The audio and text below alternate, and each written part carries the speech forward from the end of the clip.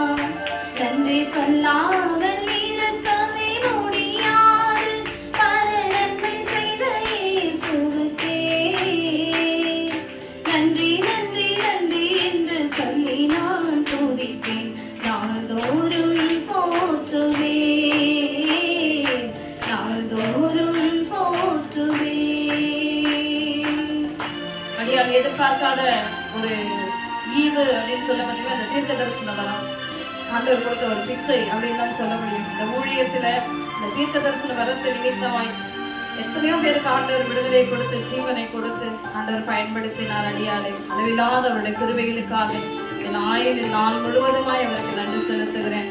உடைக்கப்பட்ட இருதயத்தோடு இருக்கிற எத்தனையோ பிள்ளைகளுக்கு கர்த்தருடைய வார்த்தை அவர்களை தேற்றி ஜீவனோடு வைத்திருக்க அவருக்கு நன்றி.